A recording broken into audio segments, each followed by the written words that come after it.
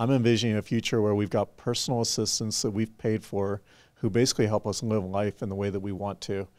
That I approach these problems in a way that people around me don't approach them. Yes. At Treez, we're building a point-of-sale environment so that we can optimize the sales experience for dispensaries. Thinking about the problems that these vendors have and how to make it better for them. Get product, we need to sell product, we need to track product. We need to be compliant so that the state and the government doesn't do anything harmful to us. If I get lost, I might go out to the beach, listening to the waves, listening to the sound. What I found is that people who want to reach out and connect back to themselves through music, right, tend to have the most unbelievable cognitive abilities when it comes to coding. Like they produce not only the most beautiful code, but the most effective and correct code.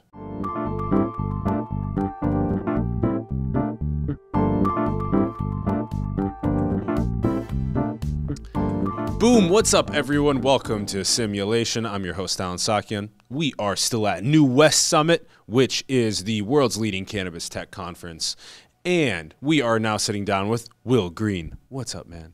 How's it going? Thanks for coming out of the show. Appreciate it. Really appreciate you coming on. Will and I have had some great conversations just in the last couple, like less than an hour of knowing each other. So I'm really excited to unpack with you. Will, it has an electrical engineering computer science background from Rice. He has then went on to work as a VP of engineering at Revel and now as the CTO of Treez. And so we will unpack more about the kind of like how to manage assets in a retail environment and optimize that process. We'll talk about that.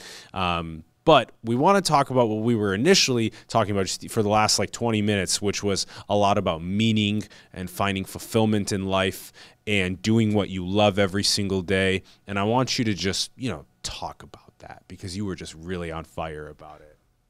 I don't know if I can repeat that performance. Where's the Hitchhiker Guide quote? I need to do that now. What I was telling you earlier really is that I want to wake up in the morning and I want to be able to get out of bed and then go do something that is actually my goal, right? Something that I want to do, something that I wake up and I'm like, yes, I'm doing this, I'm charging off, right? So instead of just getting out of bed and brushing my teeth and again going off and kind of doing a routine, I literally don't wake up and do the same thing twice, ever. Like I do wake up and do like the routine things, the brushing of the teeth, but when I wake up, I go to work, and it's always a new challenge. Like every single day at work is a new challenge. And so for me, what I was characterizing earlier is that I will, after the day of work, right? And I tend to work a lot of hours just because the hours they just disappear, right? It's not, I'm sitting there at work and I'm looking at my watch. It's usually, I look at my watch and I'm like, whoa, what happened? Yeah. It's 8 or 10 o'clock at night. And you were loving what you were doing. Right. So it's just like literally the time just disappears. I have like this great sense of accomplishment every single day. I feel like I've done significant things and not just impacting myself, but impacting like the people I work with, impacting the people that I'm building things for, right? So at the simplest level, at Treez, we're building a point of sale environment so that we can optimize the sales experience for dispensaries, right? So a dispensary will come in and they're like, we have all these things we need to do. We need to get product. We need to sell product. We need to track product. We need to be compliant so that the state and the government doesn't do anything harmful to us, right? So we can stay in business. Treez is hyper-focused on that. Like my entire day is around kind of thinking about the problems that these vendors have and how to make it better for them, right? But the other half of this is that every single day I wake up and I'm like, there's this new human challenge, right? Right before I got here, I talked to one of the Treez employees, and he asked me a very emotional question, and it's kind of like he's like I'm a young guy and I don't really know what to do with my life. I don't know where I'm going, and I don't know what to do. And the conversation ended up going the same route of this one, which is the get out of bed, think about something significant, anything significant. It doesn't matter what it is, and if you can't identify something significant, think about things that will help you identify something significant. Yes. The tools and resources. Right. Yes. Right? Think about something that just strikes your fancy. Like for me, if I get lost, I might go out to the beach really early in the morning. Yeah. Right? Because oddly, even though I'm in an industry where it's very analytical and I do a lot of thinking and I just do a lot of that, for some reason being on the beach, listening to the waves, listening to the sound, like maybe even going out on a surfboard, and not necessarily like actually surfing, right? Because that's like, it's not about that. It's about that moment where everything is quiet and where you just like, you reach the inside meaning of something to yourself and you're like, this matters, right? And then you come out of the water or you get off the beach or whatever it is you're doing and you're like, I have this one thing that is like my purpose for this moment. And so, you know, that's pretty much my day. I wake up every single day and I just like, I latch on to that thing that makes me feel some fire, and then I go and I do it no matter what it takes. I push as hard as I can for it, and then I go home and I feel really good every single day. I love this. So, all right, you also made this really interesting distinction between sort of when you're grinding out something that's really meaningful to you and you're hustling that out, and then that doesn't always mean that what you're grinding or hustling out has something to do with the human problem, the human path to meaning and fulfillment. So then you might be thrown a curveball because then one of the employees walks up and says, you know, I'm not finding that much meaning in my life right now. That's a really big difference from coding or from electrical engineering or from pretty much business in many ways. And so that's like, okay, I'm redirecting my attention to human meaning. First of all, I congratulate you because it requires someone to be emotionally intelligent, polymathic, to be able to distinguish that as like that's also something I can help with, and that's something that I care about. So then you go and you choose to, you know, to redirect resources and energy to help with that and then come back. And I also really liked how you made it clear to people that it's important to go and do something in nature, not always behind a computer screen.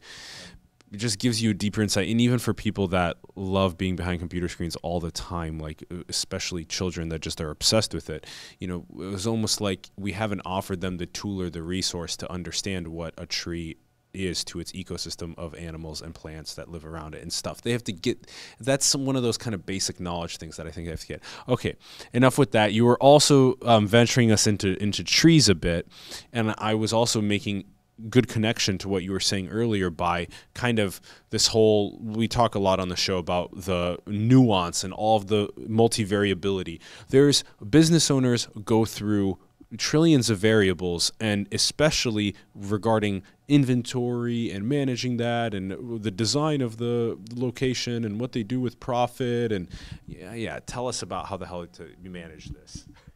It's absolutely amazing in this industry. So what I discovered when I first got here, I came from Revel, where the background was more, it's just a lot more mature in terms of like how they do operations. Their margins are so much more lean, right? So they've had to mature more. And here, they have the capacity to basically start afresh from all these problems, right? There's amazing culture. People really care about each other. People hug each other. Like, you don't see that at you know, Nordstrom's or any of these places. Like, there's none of that, right? If they hug each other, it's because they're really good friends, as opposed to because they've got this sense of community and relationships. And so, you know, what's interesting is that the capacity for that has made it so that the maturity of, you know, operationalizing and making your business more efficient, you don't have to focus as much early, okay? But then if you want to start taking the next step, you have to think about that. You have to think about, like, you know, how do I manage my employees? How do I make sure they're paid the right? How do I make sure they get the right number of hours? How do I make sure they have the right tenure, right? And that's just labor management. So then you look at product, right? How do I get the product in? How do I make sure the product is not spoiling or getting stolen, or just like, you know, something bad happens to it, whatever happens, right? Wow, because even that first distinction you made right there was between labor and the actual product. That's in itself, that's the human distinction, and that requires a lot of time, resources, understanding all that stuff first. Right. Yeah. And that's why, to me, when I look at trees, these problems are super complicated, right? I just did this panel on technology, and there's this piece of me that was like just crying out. I was like, I really want to be on the panel too, instead of just the moderator. But, you know, at the time, I was like, my job is to connect the dots for these guys, to give these guys the chance to shine, and I'll inject a few comments here and there.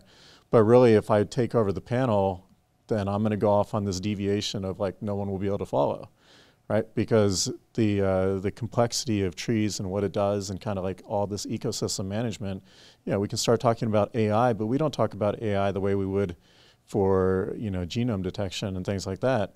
You know, that's very deep science and very deep mathematics. But what about the fact that you'd use AI to go out and start predicting human behaviors, right? And maybe somebody would come back and say that's not as deep, right? But it kind of is. By the time you've collected all the data points and you're like, this guy shopped here at this location at this time of the day during this period in the month when the weather was like this, and, you know, previous to that, you know, these 3 events happened. Maybe as a holiday, maybe maybe there was some kind of supply chain somewhere, right? So, and I'm just naming like a handful of variables, right? All these things get collected up, and then they feed in. Let me give you another like very kind of layman-y example of what a point of sale can do for you. So you gave the human variables, and those were like, whoa. Yeah. So now let's talk about product. Yeah. Okay. So check this out. You come into your dispensary, okay? They've got fresh flower, right? And they're like, okay, we know that we've got connoisseurs who shop here. These are guys that they love their product. Like they come in and they're going to squeeze it and feel it and they're going to look at it and they're going to study it. And so there's actually an art to how you put that out. You don't just take it out and put it on the counter or put it in a jar and, you know, stick it on the shelf. Right, that creates like a pretty arrangement, and that creates like, you know, there's an aspect of the human side to that. But on the product side, you know that if you take the product out of its case at this hour, that it will then cause this much kind of scent to get into the air, and that you can place it in this location so that it's the most visible, right? So now you're looking at the product aspects and how it interacts with the consumer, right? And then based on that, you're like, okay, now I'm going to take it to the next level. Not only am I going to understand how to draw that human person in, the shopper, I'm going to draw them in by like getting the visuals, getting the smells, and, you know, offering them the opportunity for touch, right? So now they're drawn in. Now you're like, all right, now I need to know how to manage the inventory. How do I get it into the system, the right numbers at the right time, and have it here at the right spot? In many ways, you're also making a better, more analytical human as they better understand and are playing with and smelling and et cetera. I've got to tell you a story about analytic and AI that's going to scare you after this. Okay. Okay, so very much so, right? No fear-mongering, though. No, this isn't. This is going to blow your mind. How to solve it. This is going to blow your mind. Okay. Okay. Analyticus and AI. All right, so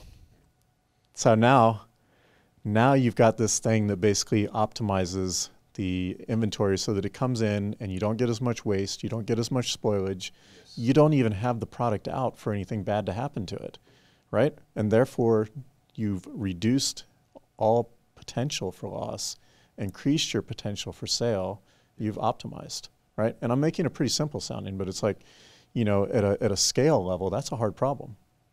So at scale, that's a tough problem to solve. Okay, now check this out. You're gonna love this.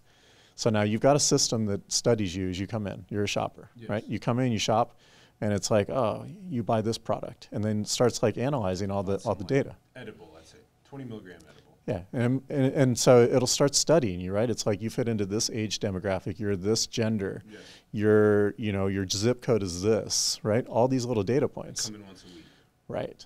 Okay, now I love this and I hate it at the same time. Okay, tell us why. The random person will come in who fits your demographic, and the engine will say, sell them that product. Oh, that's some bias. Yeah. You see where I'm going? Yeah. Okay, so now and then people.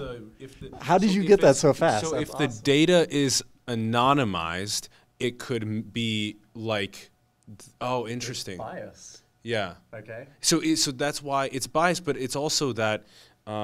Wait, let me see if I can get this. So is it right then that if someone comes in fitting my demographic, and if the data was anonymized, then it would also see, if I'm buying the 10 milligram edible once a week, it would also see that they're buying an eighth once a week. But then we're both anonymous, but we fit each other's demographics. So then the engine would recommend one of those two things. Right. So it'd be like this person either wants one of those two things. Right. Okay. Okay. Now, interesting. Now, on the simple level, that seems like it's not that bad. Like most people are like, oh, that's fucking cool that we get to actually recommend a good product to this person. Yeah. But as you aggregate this data out and you think bigger picture, right? Like AI and data has the potential to just go completely wrong. Yes. And the most fascinating ways. Oh, yeah. And you'll audit it, right? You'll be able to explain exactly why it biased you on that thing. And this is only if the data is anonymous, because if we have given permissions to give away our privacy, then it will know that it's Alan that walked in the store and when Right. Yeah. But you've got to consider this too, is that we're moving in that direction of anonymized data. Yeah. Like that is the future, right? We're taking IDs right now when everybody comes in, but there's going to be a short life for that. There's going to come a period of time where people are like, why are you taking my driver's license? Let me show you my driver's license and you can hand check it and verify it, but you don't get to have my driver's license. You don't get to have my driver's license number. You don't get to have all that PII. We're not far from that, right? Because we're moving from a pure personal information. Right. What's the last I? Personally identifiable information. Personally identifiable information. Right. So we've heard arguments, and this is interesting now that we're here, that we got here. We've heard arguments for complete transparency, as in if I'm not doing anything wrong at all, then why does it matter that I have full, complete transparency, that there are companies and government watching, because I'm not doing anything wrong anyway. So why not have full transparency? And that's kind of a little authoritarian route like China in some ways is taking. And then there's the other route, which is if everything's blockchained and anonymized to the degree of which I've already went in and you already know who I am. You never need to check anymore, but I'm anonymized so people still can't quite know. Yeah, where do you think about all that? All right, I have an extremely radical viewpoint on this. So it's my opinion that you talk about blockchain. So let's talk about it, instead of talking about with fancy words, let's say that we've got a record of every single thing that you've ever done for all time. Yes. Okay? Yes. So what I would like to do is I'd like to move to a model where you have a record of all things that Alan has done. Yeah, me too. Not me. For every human. Well, every human would have their own individual record. And recommendation engines become recommendations based on your one single string, your entire lifeline, and not this cross-pollinated thing. Because, okay, let's take this worst case. Let's take this worst case. Interesting. I start collecting data about drivers, and before you know it, I can prove that this demographic of drivers will have cannabis in their car at this time of night on this week. Okay, and then I just feel some nasty things. Right. I like your string. The string of experiences was very interesting because we now think a lot about, and I'm writing a lot about this right now, about time and attention and the human race and all these other things. But one of them that's really specific is I'm just a little bit upset that we have yet to have made a Will timeline. Like from the moment Will was born, why are your experiences through your life like, oh, I took this photo when I was 2, and there's this home video when I'm 4, and there's these social media postings from when I'm 14 till I'm 16. But that's the closest we get to some sort of a put together, and I would love to see an individual string, as you were saying, from birth to death, let's say, of experiences that are documented per person, and then, like you said, the recommendations that are made based on their string and not Alan's string or Sally's string. And if you think about this in the extreme case of somebody who's probably somewhat radical like me, right? And it's weird to label myself as a radical, but like I'm not overtly radical. It's just I think that's owned by me, right? That string of myself is owned by me. Okay. I think if I just happened to have done something that you also did, I didn't have the same reasons. That's good. Right? And so it's like, it's this culmination of events, and it's so damn complicated that pretending like I made the same product choice for the same reasons as you did, right? There's so many factors. Yeah. And okay, it's, at some point you can get it right because it's like throwing a hand grenade, right? Like you literally are just throwing a hand grenade and you're like, all right, I got a hand grenade. I know that with these variables that there's like an 80% chance that it's going to be right. and you just lob it off, and yeah, 80% of the time you're right. But could we find something that's 100% of the time right for someone, what they want to do with their string of experiences next? I think you could. Yeah, yeah. Not only do I think you could, but I think like with technology and the way it's going, and I think with like all the different pieces that we're looking about, this is where like, you know, this panel I was on, it's like, holy cow, imagine we sit here and start talking about like the radical changes that we can do with the mass amount of data collection I could do just about myself. I get my own key to that little vault, I can unlock it. Then this engine goes through and looks at it, and it's like, ask me a few key questions. What were you thinking at this time in your life? What was going on in your life? Like, what was your emotional state? You know, did you do this, this, and this, right? And then all of a sudden you've got factors that cause you to be able to understand my judgment, right? Then you're making a recommendation for me based on my past, and you could ask me questions about why I woke up this morning. So you know how you're doing this interview? You're like, what are you building? Yeah.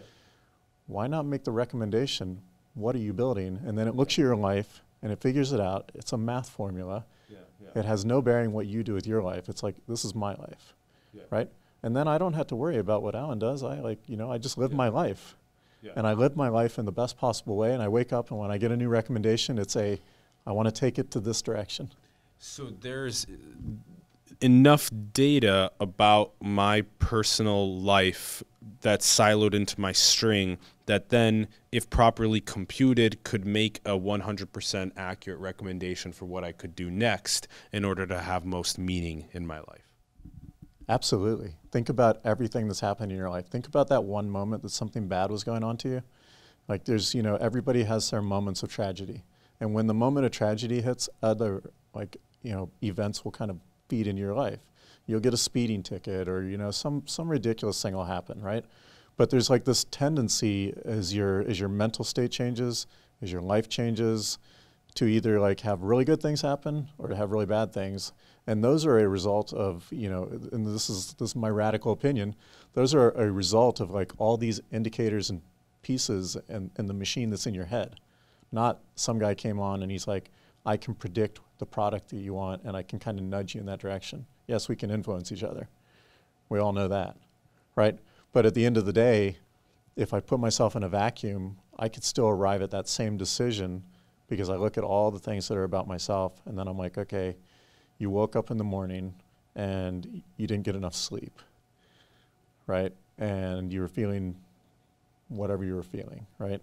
And so therefore you decided to go to Starbucks and get some coffee. I'm being silly, yeah, but you see where I'm going. Yeah, I do see where you're going, yeah.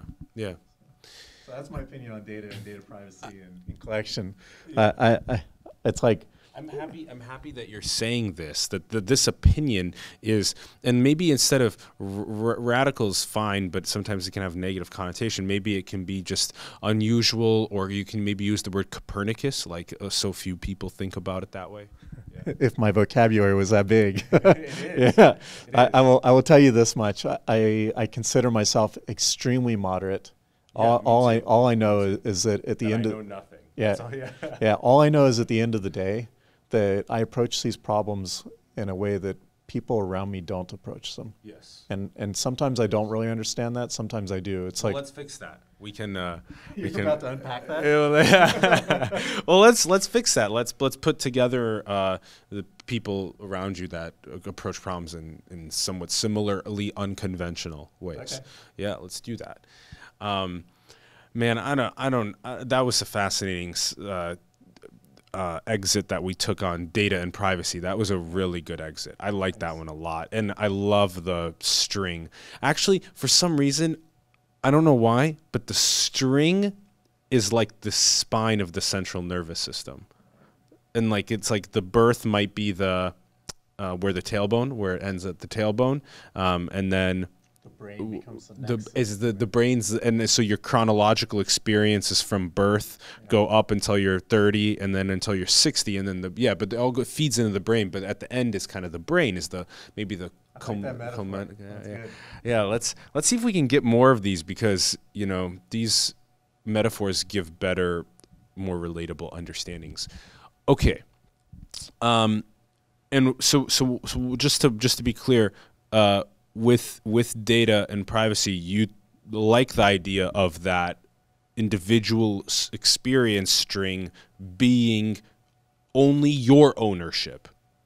So then if it's only your ownership, that would mean that the Facebook, Amazon, etc. data that you purchase Amazon goods with and use Facebook with, that data itself would be blockchained and anonymized, and then and then what would the AI engine for your personal recommendations, how would it be like, okay, you've purchased this AI recommendation engine for $250, the data is shared with nobody? That would be how it would work? That's exactly how it would work. Okay, now look at the other side of the coin. So we all talk about how we're going to do data for the vendors and data for the growers and all that, right? Do they need to know that Alan bought anything? Like, do they need to know that? They just need to know that the product moves in the store. They need the store's profile. They need a blockchain for the store, or it doesn't even need to be a blockchain, because who cares? It's a store. They don't need to know anything about the people who shop there.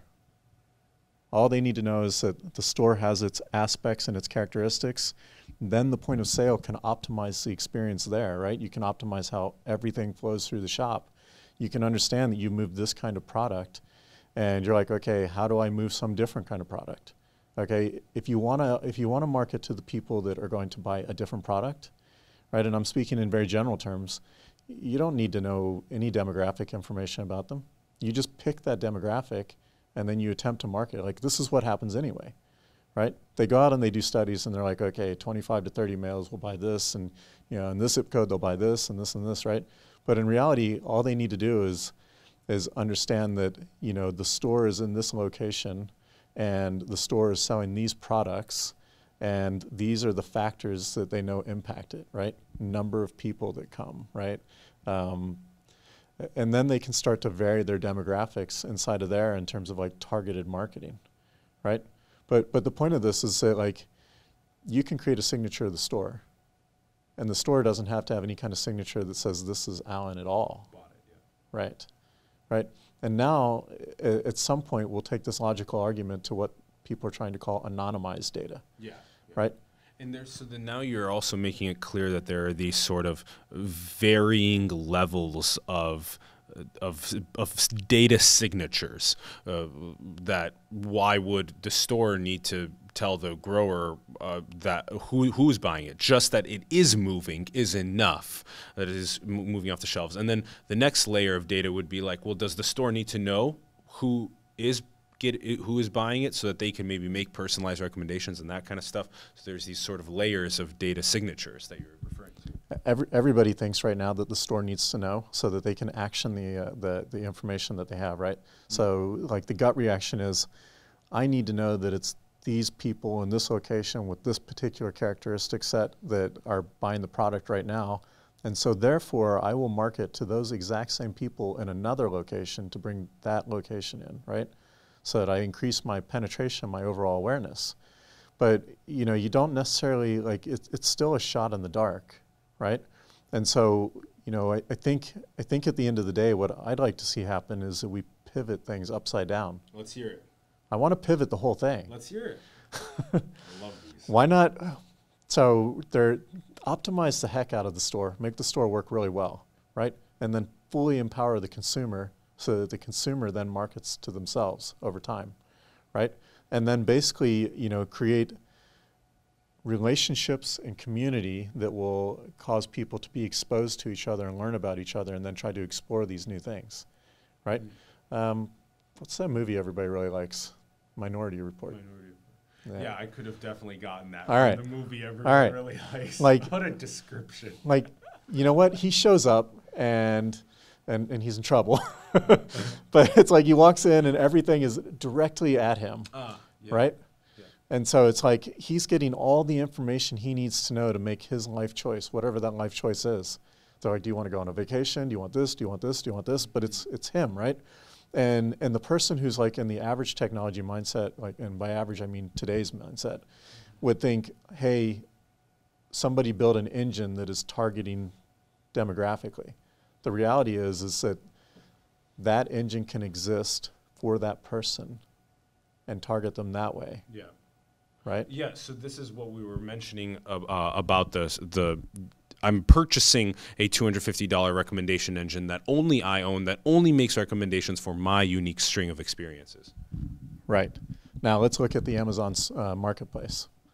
Right. This is a good example because like it's realizing exactly what I'm telling you, which is that basically if you look at the Amazon marketplace and you go out there, right, you and me, we could create Amazon marketplace accounts and we could go out and make, you know, a canteen or whatever, right? Anything.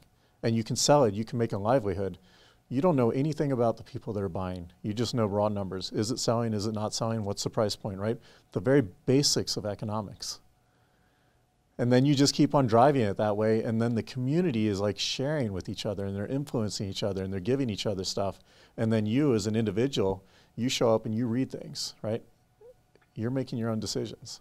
You don't have a recommendation engine running for you, but you're basically learning and evolving over time, and then you're making your decision. Then you put on a recommendation engine, and it'll go out and do everything you would have done manually. Manually, yeah. Right. Yeah. It's got your whole life story. It's got everything about it. It goes out, collects a bunch of data. Yeah. And then it gives you some information, and you wanted that jug. Interesting. All right, you want to ask the next question? Well, here's no, this is too good to leave. So here's I was just running a simulation in my of what this would look like. So I have a AI engine that I purchase only for me. No one owns the data except me. The AI engine recommendations only stay with me, etc. So then I tell the AI engine to go and take my photos from Facebook or Instagram or Twitter, LinkedIn, whatever.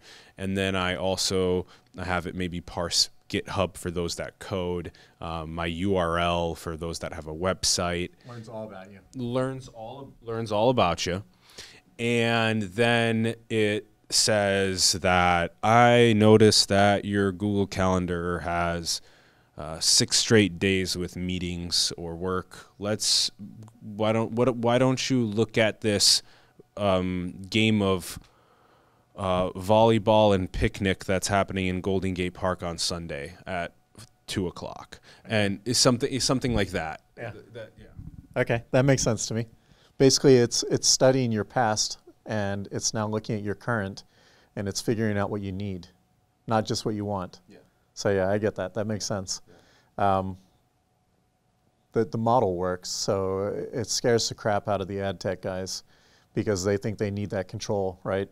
But all it's doing is making it so that they can do their job a hell of a lot easier, so that all of these things can happen a hell of a lot easier, right? Because then you focus on what is product development? What is setting up an event? What is anything, right? It's not I went out and did a marketing thing so I could get all the people to come. It's that moment of creativity in your head where you're like, here's this pain point, here's this problem I'm trying to solve, and you either get it right or you get it wrong, right? If you market to a bunch of people, then you might get a bunch of people to come, and then you have to learn from that, right?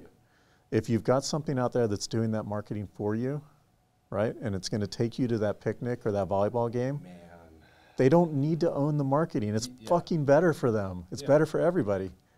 Yes. So it does also somewhat, you never want the AI recommendation engine to have, Walmart or Amazon or whatever sliding at money, etc. So that's also kind of like a who's making it? Is their code base transparent? Are they benevolent with their ethics? This is all super hard. It kind of reminds me of the Neuralink kernel conversation. Yeah, but let's face it, between you and me, in a decade, something like this will manifest. Totally, and so it may as well. So rather than sitting on your ass and saying, I hope that the person that makes this has good ethics, it's like, how about you train your ethics to be exceptional and then go make it with other people that have exceptional ethics. Right. I mean, on the panel today, they asked us what our moral compass was. The reality is that we all have that ownership, right? And if we're going to put these checks and balances in place, so, a big topic of the conference is about compliance and regulation and things like that. It's like, I know this is a transition, but it's like at the end of the day, we can't just pay lip service to these things. We have to meet it on ourselves. We have to carry this forward, right? So, and then you have to, I had this conversation today about open sourcing intelligence communities, right? The idea is that that will create lots of checks and balances. And even if it's not quite right, you know, the level of like open participation will create something that's actually pretty good for most people, right? There's this this little gathering thing that happens every year that I've never been to, but they get together and they on Thanksgiving, and they basically they stop doing all things electronic and they just try to hang out and they try to like kind of embrace nature and these are all like technicians and computer coders and basically people that I would go to work with, right? And they set down their cell phones and they just try to like kind of be people for a little while, right? And out of that they've got to the whole thing only works because they all bring that moral compass with them. You know, because it's easy to screw things up if you don't bring your moral compass. Like you can screw up your code, you can screw up your everything can be screwed up, right? Yeah. There's always the chance for corruption. And money is like the looming demon because like we desperately need money so we can pay our bills and so we can get forward. And there's this perception that money gives you freedom because then you don't have like this burden on your back, right? I don't know how else to characterize it, but it's on all of us. Yes. And so, you know, it's like, but that very thing, you know, that opportunity to make money, it's like, you'll cut some corners. You're like, I'm going to make a trade here. I'll do a sacrifice, right? Yeah. And that's where the danger gets into something this powerful. Fascinating. There was this sort of moral compass that is getting trained over time. And then when there's a low on the roller coaster in terms of money, then the moral compass might take a back seat to money, which... This is so interesting. How did we get on this topic? How are we talking about money? It's a polymathic conversation. That's what it is. It's fascinating. Yeah, lots of exits on the highway. Yeah. Everybody dreams of the same thing. They're like, what will my life be with no money, right? And so I'm envisioning, you know, we talk about the wacky technology. I'm envisioning a future where we've got personal assistants that we've paid for who basically help us live life in the way that we want to. Because a lot of us get stuck. Yeah. We're stuck because, you know, people are telling us what to do or because, you know, our parents told us what to do and we're completely fucked up, you know, and it's just like, so, you know, and that's why, you know, coming all the way back to the beginning, it's like, yeah, I love the computer science problems. I love the intellectual, like the perfection of some, you know, algorithmic, you know, data modeling. I love that. Definitely. But I also love the fact that every now and then there's this human element. Okay, so we've been going down so many different roads, and these have been super fascinating. Individual experiences, timeline of that, an AI recommendation solely just for you, all the way to the moral compass and the money dilemma. And how that's going to change over time with AI and automation and self-actualization, just changing so much over time. So I want to know, these have been great roads. Is there another road that we should cover, Will, before we come to a close that you think would be interesting? And I think the only other thing that would be really cool to talk about right now, like let's briefly touch on kind of like how I see music and the impact to my space, because I think that's really interesting. Let's do it. So what I've found over time is that the combination, everybody listens to music at work, right? They're all doing their thing, they're listening. You can see a different result from people who are listening to music. But what's most interesting to me is that the classic mentality is you need to find team players, look for people who've done team sports, look for people who've done this, right? That's the classic mentality. What I found is that people who want to reach out and connect back to themselves through music, right, tend to have the most unbelievable cognitive abilities when it comes to coding. Like they produce not only the most beautiful code, but the most effective and correct code. It's an astounding thing, and you can literally look person after person after person. And we were talking earlier, it might be that there's different kinds of music, and I haven't studied it to that level. Let me give you another example. All right.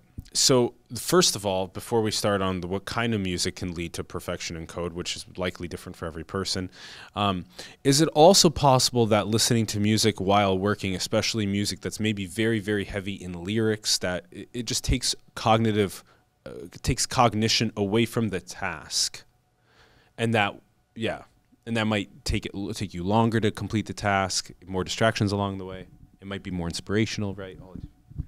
What's really interesting about that is that, you know, what I've observed is that the different kinds of music are for different activities. Mm-hmm. And so effectively, you know, it's funny, the young coders that come in and work for me, they'll pretend like they don't want to listen to classical.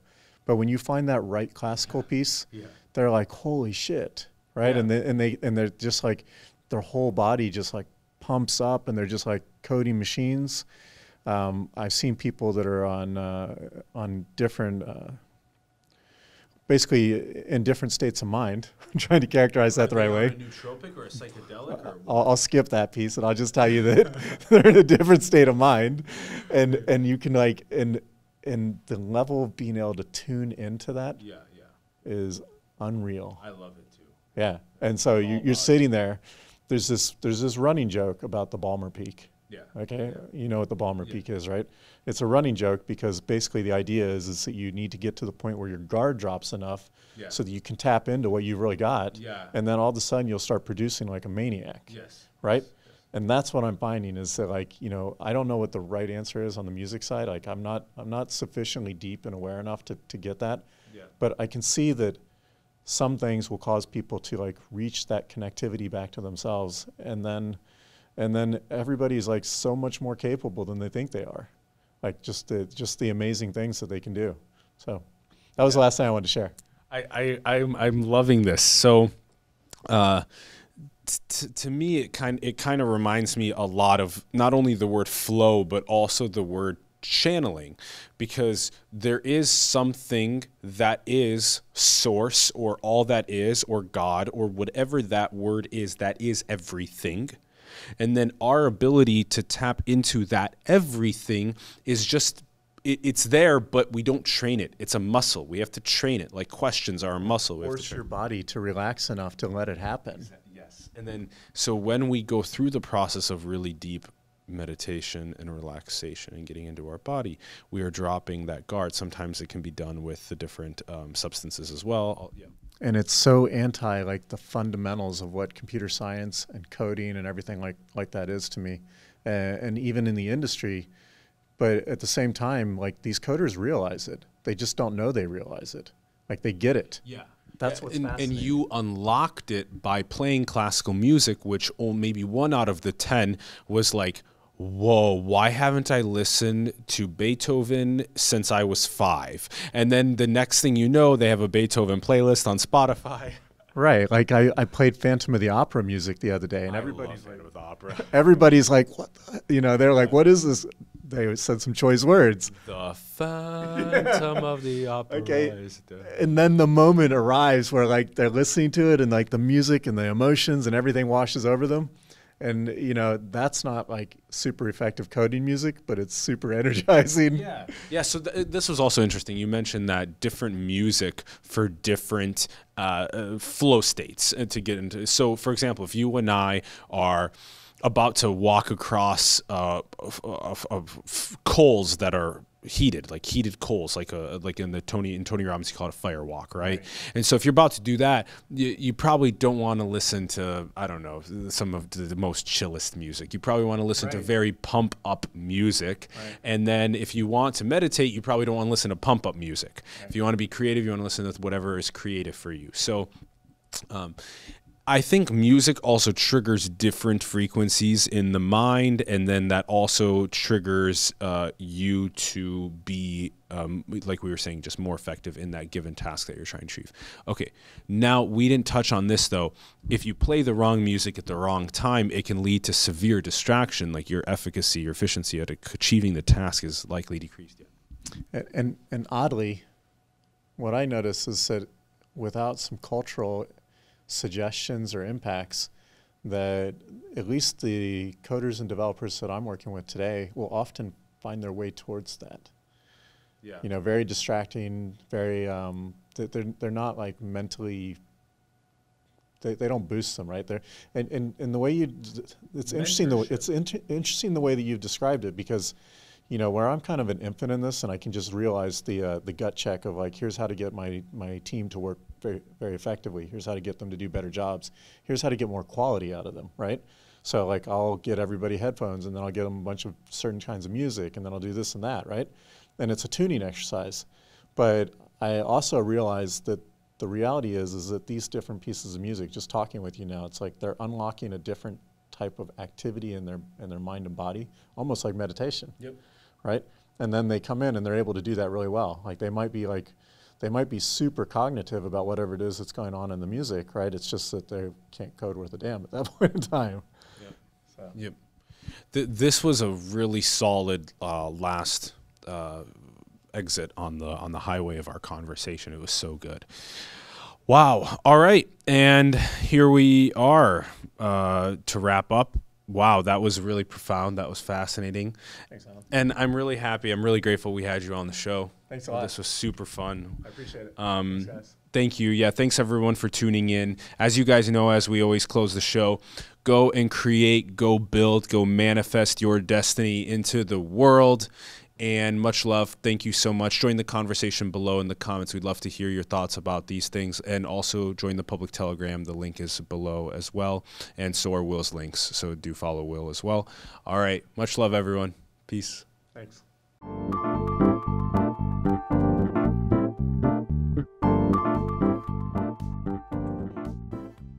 How do you make the connection? Like, what is it? Like, what do you look for? When I look at people, usually impact. Like I look at the size of their node, like okay. how strong their node is, and interesting. Yeah. So I think about things in a very like qualitative assessment. Yeah, 24/7 on people. Yeah. Wow. There's never a time that I turn it off. Well, even the guy that works at Taco Bell is building burritos but he doesn't think and tacos. of it that way. He's just like, I wake up and I just like go to work and do my thing. And so I can pay my rent, which is what a Right. lot of people are stuck in nowadays. So how do you pivot them away from that? This Because conversation's so interesting. you want to record this? Yeah.